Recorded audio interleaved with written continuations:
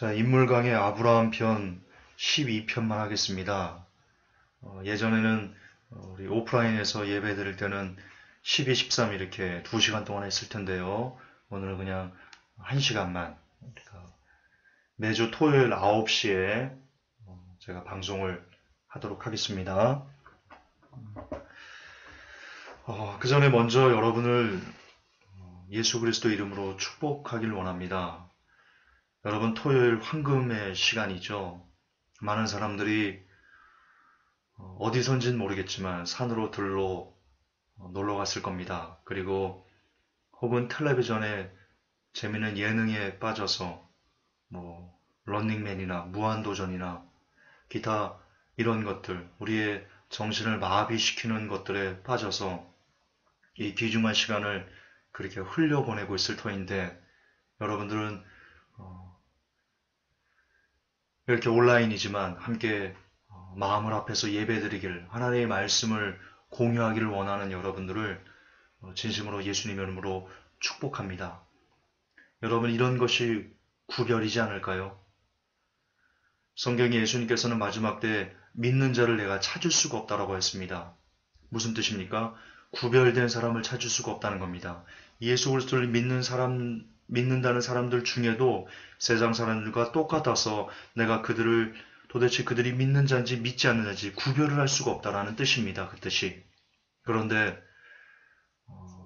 이 황금의 시간대에 너무나 여러분의 우리의 육신을 즐겁게 할 수 있는 그런 시간대에 우리가 구별돼서 하나님의 말씀 앞에 서고자 하는 여러분들이 주께서 보실 때 참으로 사랑스럽지 않을까, 여러분들이야말로 구별된 사람들이지 않을까 싶습니다.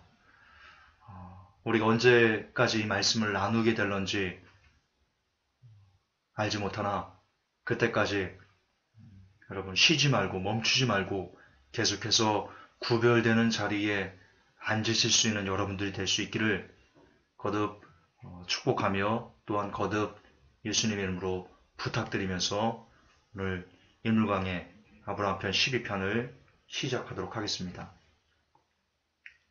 자, 오늘의 본문을 같이 읽읍시다. 창세기 16장 4절부터 6절까지인데요. 아브라함이 하갈과 동침하였더니 하갈이 잉태하매 그가 자기의 잉태함을 깨닫고 그 여주인을 멸시한지라. 사레가 아브라함에게 이르되 나의 받는 욕은 당신이 받아야 옳도다. 내가 나의 여종을 당신의 품에 두었거늘 그가 자기의 잉태함을 깨닫고 나를 멸시하니 당신과 나 사이에 여호와께서 판단하시기를 원하노라. 아브라함이 사레에게 이르되 그대의 여종은 그대 수중에 있으니 그대의 눈에 좋은 대로 그에게 행하라 하매 사레가 하갈을 학대하였더니 하갈이 사레의 앞에서 도망하였더라. 여러 번 제가 인물 강의를 하면서 여러분들에게 주시시켜드린, 알려드린 내용이 있습니다. 저는 인물 강의를 통해서 여러분들에게 지식을 전달하고 싶지가 않습니다. 예를 들어서 한 번만 더 제가 부연 설명하겠습니다.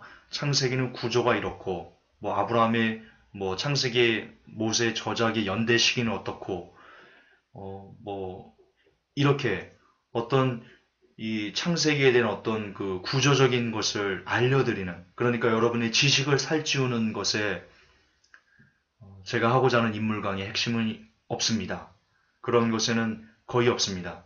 물론 나중에 제가 인물 강의나 혹은 다음에 시간을 빌어서 일주일에 1시간이나 하루 정도를 제가 빌어서 성경을 전체적으로 이렇게 창세기부터 요한계시록까지 성경 전체적인 내용들의 어떤 순서나 그러니까 지식적인 면도 여러분들에게 드리기는 할 겁니다. 제가 지금 구상 중에 있거든요. 그러나 인물 강의에서만큼은 여러분들이 그것을 알려드리고 싶지 않습니다. 저는요, 인물 강의를 통해서 우리의 삶을 바꾸고 싶습니다. 저의 삶을 바꾸고 싶습니다. 창세기에서 살았던 인물들의 삶을 통해서 아브라함의 삶, 사레의 삶, 그리고 하갈의 삶, 이런 사람들의 삶은요, 우리들의 삶을 반추해 볼 수 있는 너무나 중요한 거울입니다. 이들이 어떻게 했을 때 하나님께 사랑을 받았고, 어떻게 했을 때 하나님께 저주를 받았는지, 어떻게 했을 때 사람들에게 따돌림을 당하고 왕따를 당하고 혹은 존경을 받았는지, 이런 삶의 모습들을 우리가 캐치해서 그런 삶을 거울 삼아서 이렇게 살지 않아야 되겠다. 혹은 이렇게 살아야 되겠다. 라는 것을 여러분들에게 알려드리고 싶고, 그리고 그 삶을 쫓아서 우리도 우리의 잘못된 것들을 잘라내서 버리고, 우리의 좋은 점들은, 그들의 좋은 점들은 받아서 우리가 따라서 살아서 우리의 변화를 더욱더 이뤄낼 수 있는 그런 삶을 살았으면 좋겠다. 그게 제가 인물 강의를 여러분들에게 드리는 핵심입니다. 저는 그런 차원에서 오늘 하갈의 삶을 여러분들에게 보여드리고 싶습니다. 하갈. 여러분, 하갈이 종이었습니다. 그렇죠?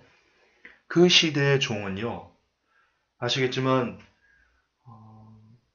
그냥 그 주인의 마음대로 함부로 할 수 있는. 여러분, 조선시대 때 종들이 어땠습니까? 조선시대 때. 지금 뭐 영화나 이런 데 보면 사극 많이 나오죠? 정말 종은 그냥 개보다도 못한 그런 존재였습니다. 하물며 이 시대는 더 그랬겠죠. 어쨌든 하갈이 종이었을 때는요, 여주인을 받들어 모셨을 겁니다. 얼마나 여주인을 받들어 모셨으면 이 사례가 그 여종을 남편에게 주었겠습니까? 사례는 하갈을 신뢰했던 겁니다. 왜 신뢰했을까요? 하갈이 여주인을 깍듯이 모시고 정말 죽으라면 죽은 신용까지 했었을 거라고 저는 유추하고 싶습니다. 그런데 말입니다. 하갈이 잉태를 했습니다. 그러자 창세기 16장 5절에 보면 그가 자기의 잉태함을 깨닫고는요, 여종 사례를 멸시합니다. 하갈이 변한 겁니다. 하갈이 힘이 없을 때, 권력을 갖지 않았을 때, 지금 하갈이 잉태한 것은 권력을 잡은 겁니다. 힘을 얻게 된 겁니다. 그러나 하갈이 힘을 얻기 전에는 사례를요, 정말 깍듯이 그녀의 종으로서 자신이 할 일을, 자기 위치를 정확히 지키면서 바짝 엎드려서 겸손하게 사례를 섬겼습니다. 그러나 어쨌든 어떤 경우인지는 모르겠지만 힘을 갖게 되자 그가 그의 머리를 치켜듭니다. 교만하게 변해버립니다. 그리고는 자기의 여종을 멸시하게 이릅니다. 이제 내가 안방만인 자리를 들어찼다, 이런 거겠죠. 어쨌든 힘을 갖기 전에 하갈의 모습과 힘을 가졌을 때 사례의 모습이 너무나 다릅니다. 극과 극입니다. 여러분, 저는 여기서요. 그냥 원고들을 조금만 더 갈게요. 그냥 하고 갈게요. 여기서요. 이 하갈의 삶을 통해서 우리를 반추해 봐야 된다고 저는 생각합니다. 여러분들은 하갈처럼 살진 않습니까?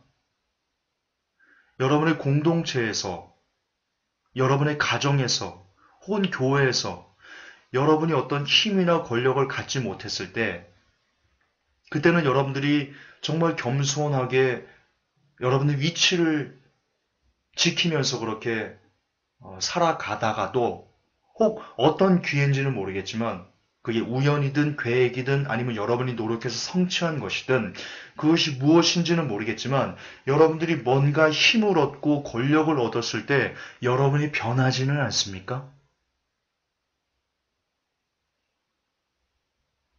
가령 예를 들어서 제가 처음에 회복교회를 시작했을 때 카페 인원수도 적고 그리고 뭐 누가 저를 잘 이렇게 알아봐 주지도 않고 이럴 때 제가 오직 하나님만 보면서 겸손하게 했다면 지금은 카페 인원수도 많아지고 누가 그래도 욕도 많이 하지만 누군가 격려해주는 사람도 있고 그럴 때 저의 모습이 다르진 않나요?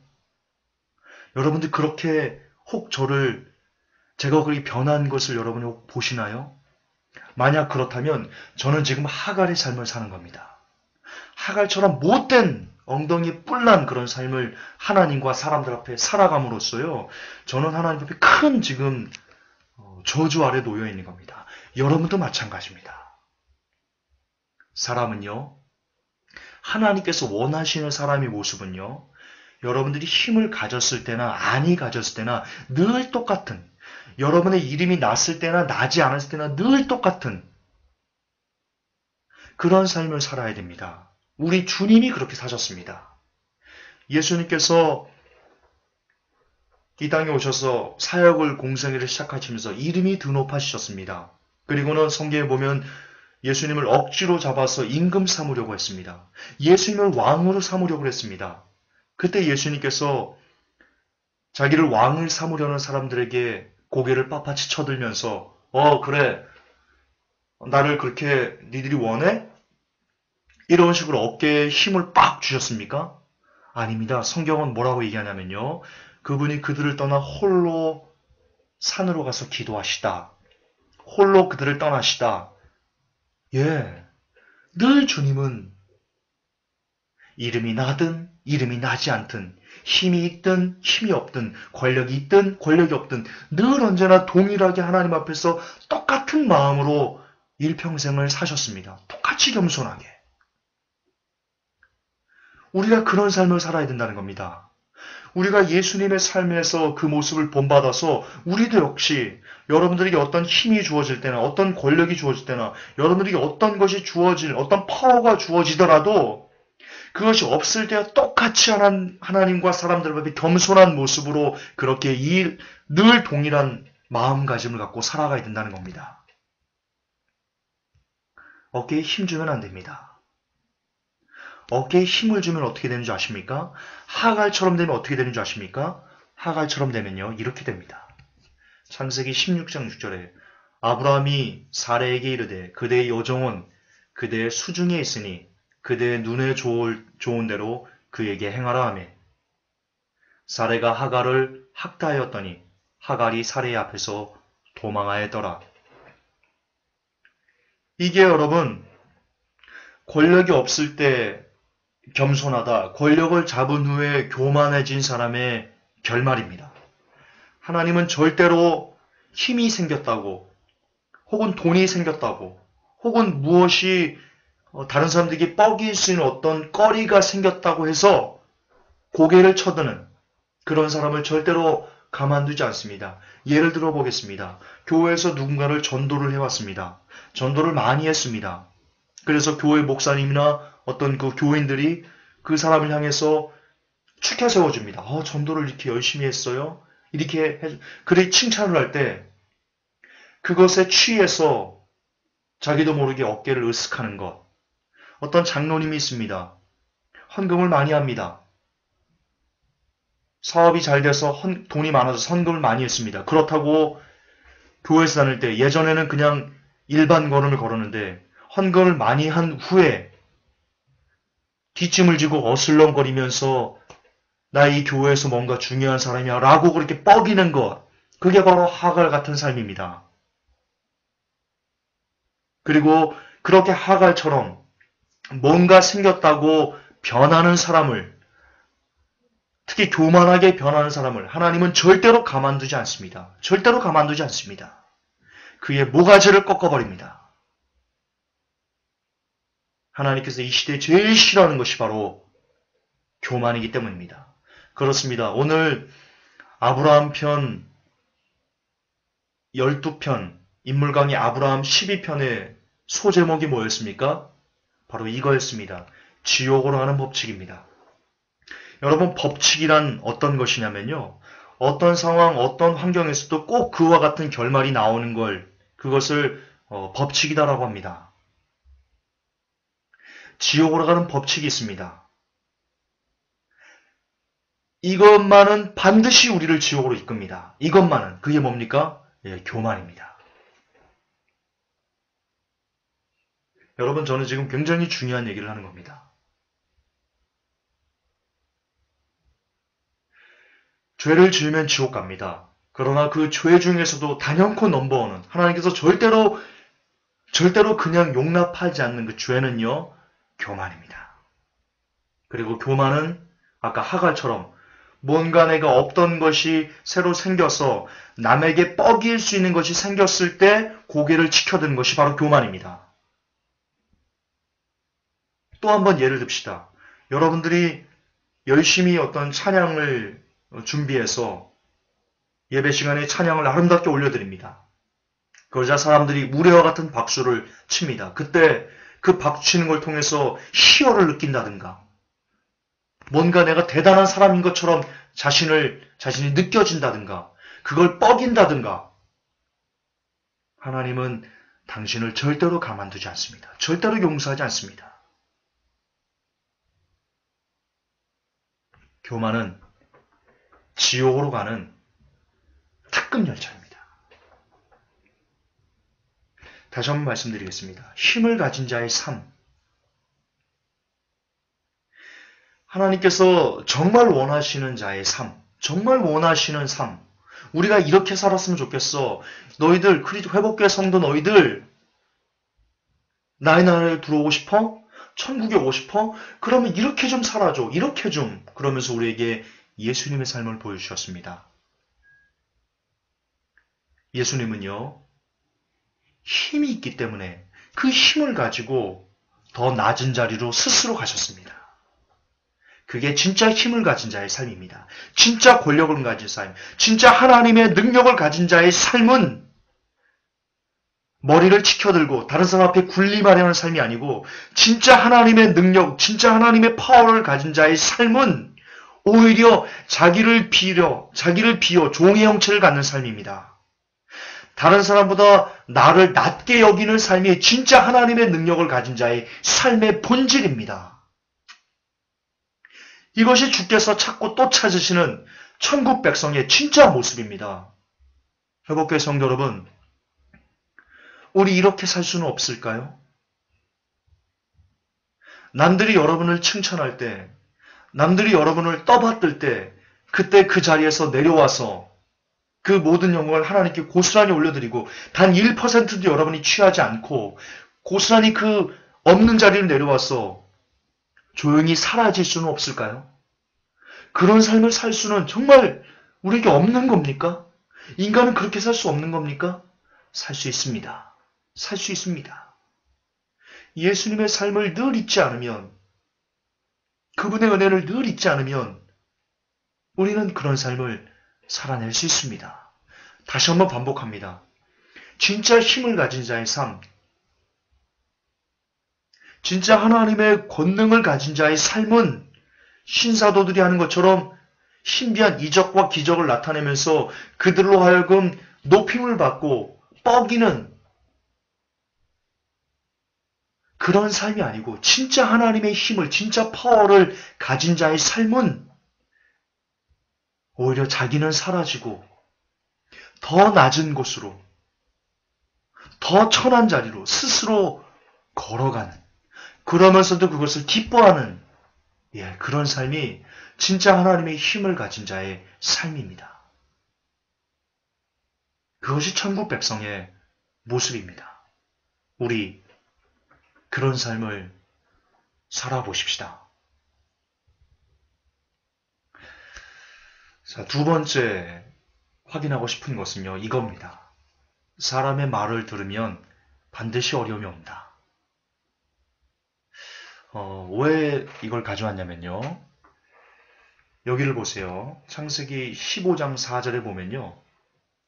보라, 주의 말씀이 그에게 임하여 이르시되 이 사람은 내 상속자가 아니요 오직 내 뱃속에서 나올 자가 내 상속자가 되리라 하시더라.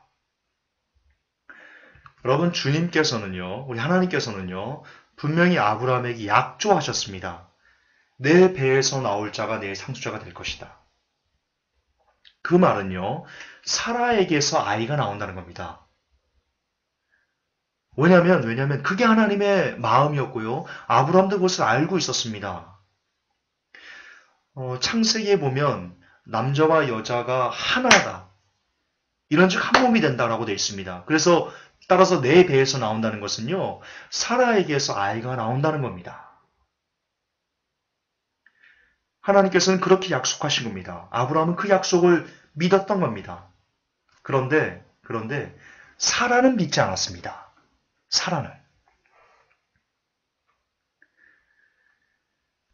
사라는 것을 믿지 않았고 또 참지 못했습니다. 그래서 그 결과 하갈을 자신의 대신으로 줬습니다. 지금 사라가 사레가 인본주의를 가졌다는 것을 우리가 알 수 있습니다. 성경 한번 볼까요? 이렇게 나옵니다. 그런데 아브라함의 아내 사레는 그에게 아이를 낳지 못하더라. 사레에게 한 여종이 있었는데 그녀는 이집트 사람이요 그녀의 이름은 하갈이더라.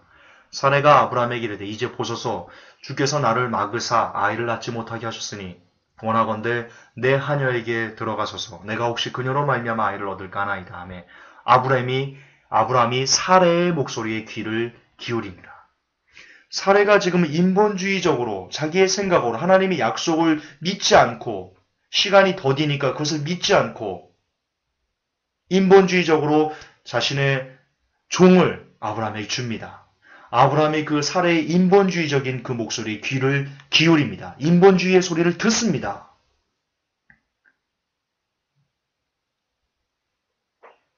자, 그 결과가요, 참담합니다. 아브라함이 그 얘기를 들은 후에요, 크나큰 어려움이 옵니다. 이 지구상에 크나큰 어려움이 옵니다. 마치 우리 인류의 조상인 하와가 선악과를 먹음으로써 죄가 잉태한 것처럼 이 하갈의 아들인 이스마엘 때문에요. 굉장히 심각한 문제가 지금까지 전 세계적으로 임합니다. 볼까요? 이렇게 됩니다. 그는 창세기 16장 12절에 그는 들싸움이 될 것이요. 그의 손이 모든 사람을 대적하고 모든 사람의 손이 그를 대적할 것이며 그가 자기의 모든 형제들 앞에 거리라 하니라. 지금 이스마엘의 후예들이 물론 그들이 이슬람을 잃었다 그런 내용을 제가 특별히 하자는 것은 아니고요. 어쨌든 이스마엘의 후예를 통해서 이스라엘 백성들이 힘겨운 그런 삶을 역사적으로 살아갔습니다. 성경대로 그가 모든 사람들을 대적하고 이스라엘을 핍박해왔고 그리고 하고 있습니다. 자, 이게 인본주의의 저는 결과다라고 생각합니다. 인본주의란 사람의 말을 듣는 게 바로 인본주의적인 신앙인데요. 여러분 반드시 어려움이 옵니다. 당장은 인본주의의 그 특성이 이겁니다. 당장은 그 말을 들으면 잘 해결될 것 같은 그래 그게 답일 것 같네 할 수 있는 거리가 굉장히 높습니다. 당장 눈앞에 이익이 있을 것 같습니다. 그러나 약간만 지나가 보면 그 결과가 심히 안 좋습니다. 결과적으로 큰 어려움에 봉착하게 되는 것이 바로 사람의 말에 귀를 기울이는 것입니다.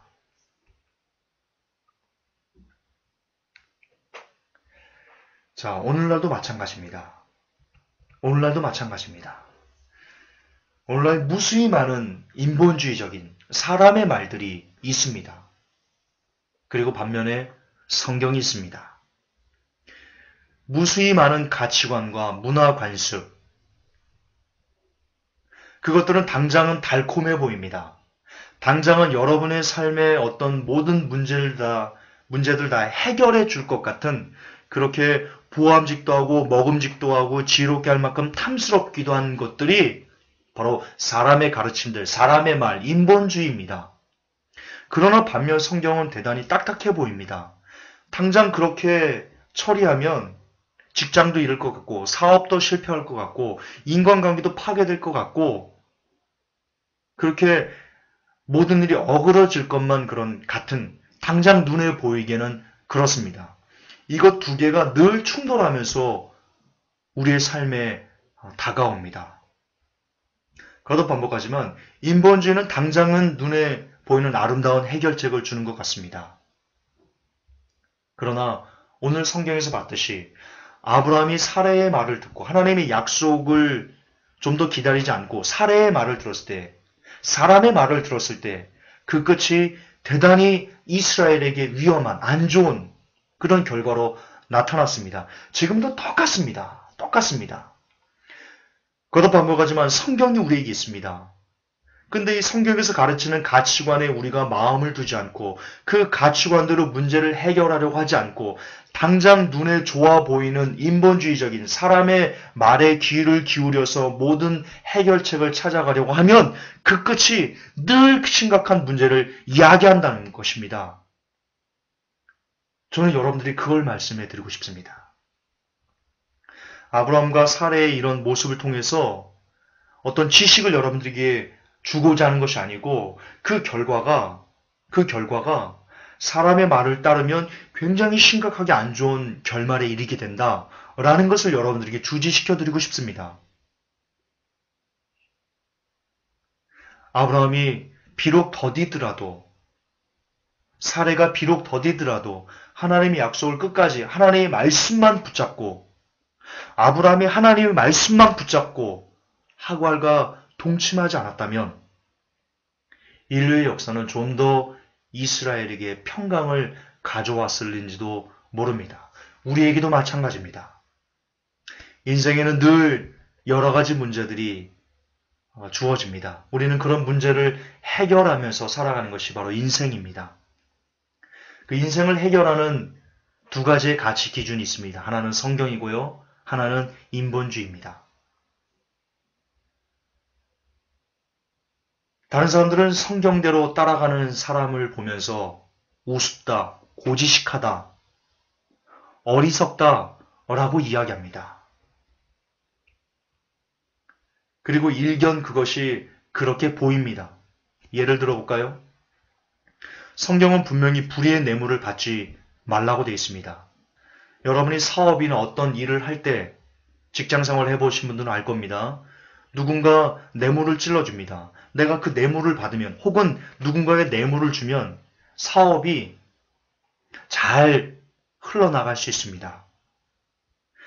쓰러질 것 같은 어떤 사업이 쓰러져 갈 것 같은 어떤 회사가 정상화가 될 수도 있습니다.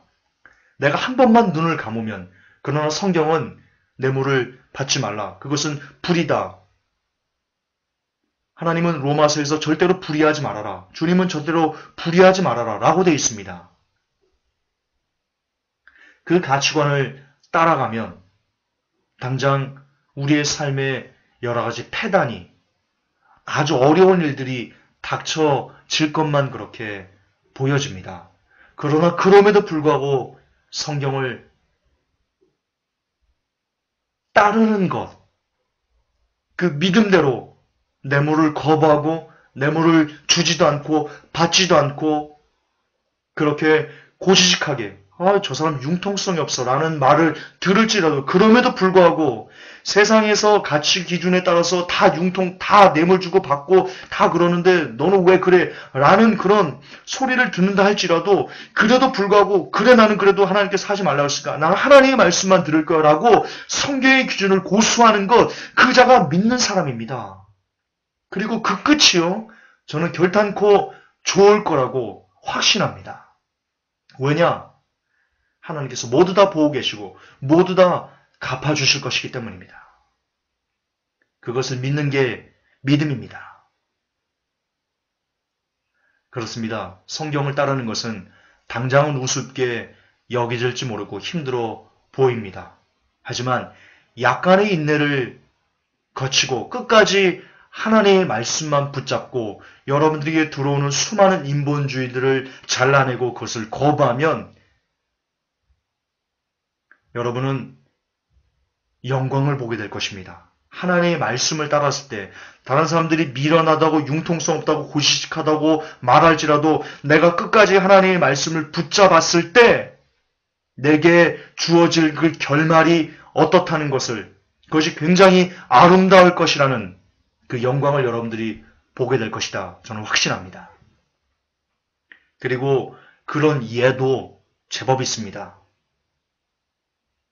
왜 세관 같은 경우는 뇌물을 많이 준답니다. 통관 이런 사람들.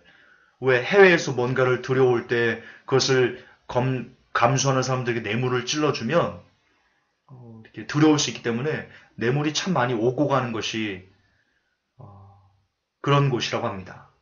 그런데요, 그렇게 많이 뇌물을 받았던 사람들 늘 결말이 좋지 않답니다. 패가망신하게 된답니다. 걸려서 잘리든가 토해내든가. 예, 지금 당장 눈에 보이는 아름다움을 혹해서 먹어버리면 반드시 탈이 납니다. 독버섯만큼 아름다운 색깔을 띠는 그런 버섯은 없다고 합니다. 저는 거듭 여러분들에게 천국 백성이라면 오직 성경을 택해야 된다. 우직하게 성경을 택해야 된다. 무슨 일이 있어도, 어려워도, 힘들어도, 괴로워도, 고통스러워도 오직 사람의 말을 따르지 말고 오직 하나님의 말씀만 따라야 된다. 그런 사람이 천국 백성이다. 그런 사람으로 우리가 살았으면 좋겠다. 이게 제가 여러분들에게 드리고 싶은 말씀입니다. 그럼 끝으로 어떻게 하면 우리가 성경을 택할 수 있겠습니까? 어떻게 하면? 답은요, 이겁니다. 세상의 것보다 성경을 더 많이 여러분에게 채워놓으면 됩니다. 제가 늘 강조하는 겁니다. 우리가 듣고, 우리가 배우고, 우리가 본 바에 따라서 우리의 가치관이 형성됩니다. 가치관이 형성되면 우리의 행동을 가치관이 이끕니다. 따라서 사람의 말을 많이 듣는 것보다 여러분이 그거보다 성경을 더 많이 여러분의 속에 채워 넣으면, 그렇게만 될 수 있으면 성경이 여러분의 가치 기준이 최고 가는 가치 기준이 될 수 있으면 여러분들은 사람의 말과 성경을 따라야 될 그것이 충돌할 때 여러분은 사람의 말보다는 성경을 따르게 될 확률이 대단히 높아집니다. 여러분, 박찬호 선수 얘기를 제가 잠깐 하고 싶습니다. 박찬호 선수가 메이저리그에 처음 갔을 때입니다. 한국 사람으로는 거의 1호였죠. 거의가 아니고 1호죠. 근데 이 박찬호 선수를 그 사람들이 굉장히 많이 그 외국 사람들이 차별하다는 인종차별을 그렇게 하더랍니다. 한 번은 어떤 외국 그 선수가 껌을 씹다가 박찬호 선수에게 확 뱉어버렸답니다. 그래서 거기서 막 그 사람하고 주먹질까지 했다. 그 정도로 박찬호 선수를 힘들게 그렇게 고통스럽게 했었답니다. 그리고는 왜 그 사람들이 박찬호 선수를 싫어하는지를 싸우고 나서 알게 됐답니다. 박찬호 선수가 몸에서 풍기는 냄새가 싫었답니다. 그게 그렇게 역겨웠다고 박찬호 선수 어떤 강의 때 그분이 한 겁니다. 왜 그러나 했더니 한국 사람들은 마늘 그리고 김치 이런 걸 먹기 때문에 그게 먹으면 몸에서 이렇게 냄새가 난대요. 왜 외국 사람들 보면 우리가 노린내 난다고 하죠. 그런 어떤 나라의 사람들마다 특유한 그 몸에서 나는 냄새가 있답니다. 근데 이 메이저리그에 있던 사람들이 박찬호 선수의 몸에서 나는 그 김치 냄새, 마늘 나는 냄새가 그렇게 그토록 싫었답니다. 그래서 더 박찬호 선수를 구박했다. 싸우고 나서 그걸 알게 됐답니다. 그래서 박찬호 선수가요, 김치, 마늘 이런 걸 먹지 않고요, 된장찌개 이런 걸 먹지 않고요, 치즈, 고기 이런 것만 그냥 모두 다 먹었답니다. 그러니까 더 이상 몸에서 그런 냄새가 안 나니까 동료들이 어떤 이유에서는 모르겠지만 동료들이 냄새가 나지 않는다고 더 이상 박찬호 선수를 구박하지 않았다. 저는 마늘 냄새가 나쁘다 좋다 이런 얘기를 하는 게 아니고요. 박찬호 선수의 그 강연 중에 그런 내용이 나왔습니다. 저는 그 강의를 들으면서요, 어떤 인사이트를 제가 받은 게 있습니다. 아하, 사람은 먹는 것을 통해서 냄새를 풍기는구나. 똑같습니다. 음식도요, 그리고 우리가 생각하는 사고방식도 똑같습니다. 여러분이 무엇을 많이 먹는가에 따라서 여러분의 사고방식이 결정됩니다. 여러분이 늘 텔레비전에서 세상이 주는 쓰레기들을 많이 먹으면요, 여러분의 사고방식이 쓰레기처럼 흘러나옵니다. 그래서 사람의 말과 성경이 충돌할 때 여러분들은 성경을 버리고 사람의 말에 귀를 기울일 확률이 대단히 높아집니다. 그러면 그 끝이 아주 안 좋게 됩니다. 무엇을 먹는지가 여러분의 자신의 냄새를 결정한다는 것은요, 정말 여러분들이 새겨들어야 됩니다. 이 마지막 때 특별히 더 새겨들으셔야 됩니다. 성경을 많이 먹으면 성경의 냄새가 여러분의 영혼육을 지배할 것입니다. 그러면 어떤 순간에도 여러분은 그 충돌에서 성경을 택하는 사람이 될 것입니다. 그러면 변화될 수 있습니다. 어떤 상황에서도 성경만 택할 수 있으면 거듭날 수 있습니다. 그러면 천국 갈 수 있습니다. 우리가 왜 천국을 가고 왜 천국을 못 갑니까? 여러분이 성경을 택하지 않으면 천국을 못 가는 것이요, 성경을 택하면 천국을 가는 것입니다. 그런데 성경을 택하기 위해서는 여러분이 성경을 많이 먹어야 됩니다. 박찬호 선수가 치즈, 고기들을 많이 먹고는 그 사람들과 똑같은 냄새를 냈던 것처럼 무엇을 많이 먹는가에 따라서 여러분의 냄새가, 여러분의 삶이, 여러분의 천국과 지옥이 결정될 수 있다는 것을 잊으시면 아니 됩니다.